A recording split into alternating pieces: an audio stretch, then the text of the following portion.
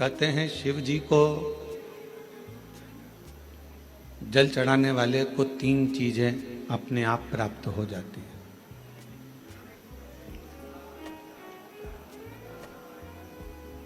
भगवान शिव के मंदिर जाने वाले को, भगवान शंकर की आराधना करने वाले को, शिवालय तक जाने वाले को 3 चीजें ना मांगने पर भी मिल जाती है।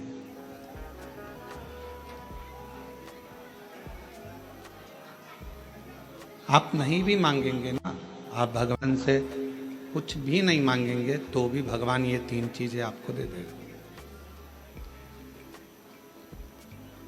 भगवान शिव आपको ये 3 चीजें प्रदान कर देगा।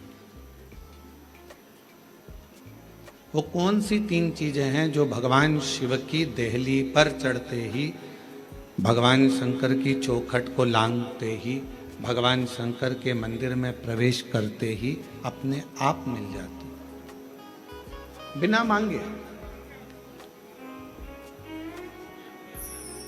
जैसे कोरबा वालों को ये कथा तो ऑनलाइन है,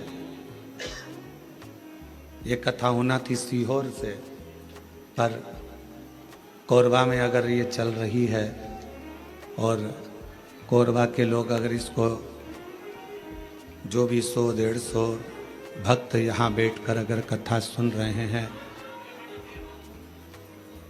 तो ये मानकर चलना कि कहीं ना कहीं शिव की करुणा, शिव की कृपा आप पर हो रही है, भगवान शंकर की करुणा।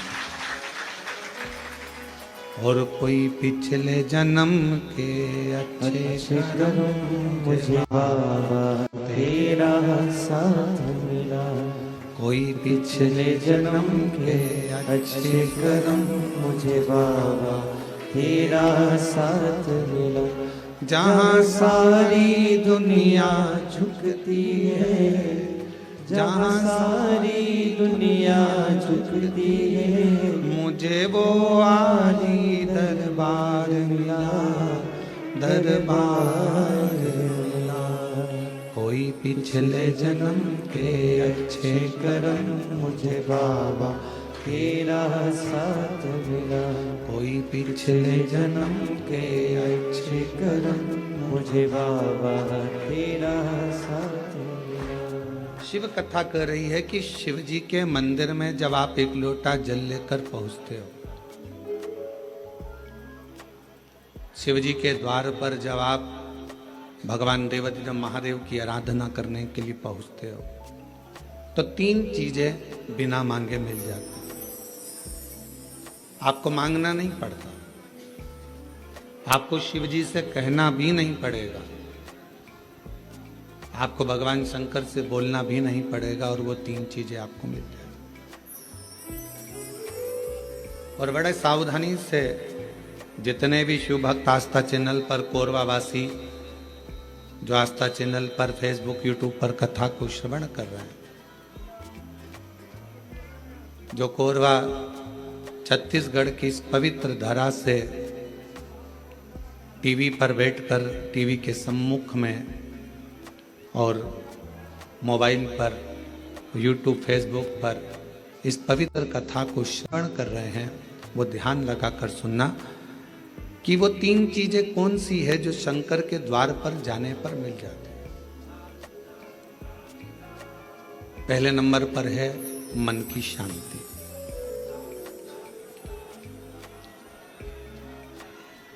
पहले नंबर पर है मन की शांति।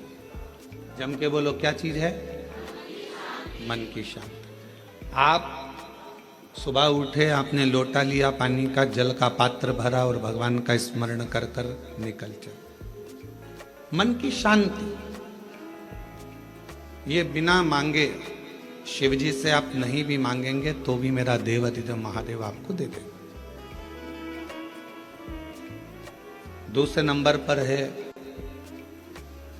यदि आप गलत दिशा की ओर जा रहे हैं, आपने सुबह से उठे, मंदिर चले गए, मंदिर में एक लोटा जल चढ़ाया, शिव जी की आराधना करी, तो आप मान लो आज आपका दिन ऐसा निकलने वाला था कि आप गलत दिशा में जाने वाले थे, गलत मार्ग की ओर जाने वाले थे, तो शिव जी के दरवाजे पर जाने से, शिव जी को एक लोटा जल चढ़ाने से भगवान शंकर आपको अच्छी दिशा दे देते हैं। ये दूसरे नंबर पर, ये दूसरे नंबर। और तीसरे नंबर पर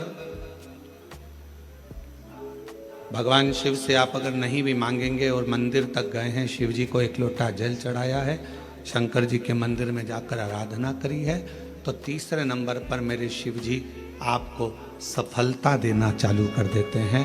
फिर आप पीछे मुड़कर नहीं देखोगे, आप बढ़ते ही चलोगे। 3 चीजें मेरा देव अधिदेव महादेव बिना मांगे देता, बिना मांगे। कल कथा में एक बात कही थी, आप लोगों ने सुनी होगी कि माता, पिता और देव अधिदेव महादेव ये वृक्ष की जड़ की तरह। जड़ का काम मालूम है ना आपको? एक वृक्ष की जड़ क्या करती है कि उसमें अपन पानी दे दो तो उसकी पत्तियों तक पानी पहुंच जाता है।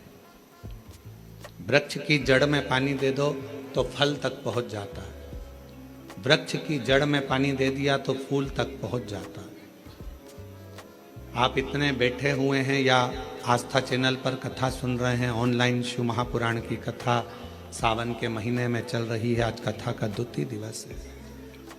जितने मोबाइल पर सुन रहे हैं वो भी जरा ध्यान लगाना कि जड़ में पानी दे दिया तो फूल तक पहुंच जाता है। आप इतने बैठे हुए हैं या आस्था चैनल पर कथा सुन रहे हैं, ऑनलाइन शिव महापुराण की कथा सावन के महीने में चल रही है। आज कथा का 2 दिवस है। जितने मोबाइल पर सुन रहे हैं वो भी जरा ध्यान लगाना, और टीवी पर सुन रहे हैं वो भी।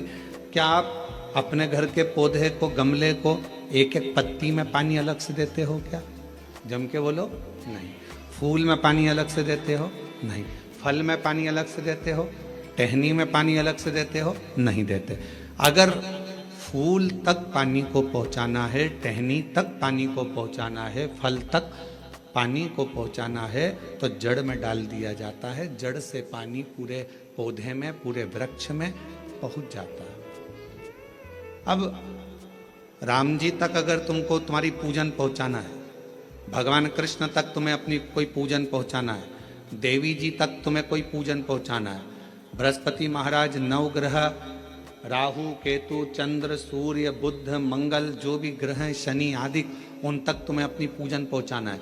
अपनी कुल देवी, कुल देवता, पितर देवता, जितने भी देवी देवता हैं उन तक अगर आपको कोई पूजन पहुंचाना है तो किसकी पूजन करेंगे? तो कहा शंकर भगवान की अगर किसी ने पूजन कर ली तो 33 कोटि देवता तक वो पूजन पहुंच जाए।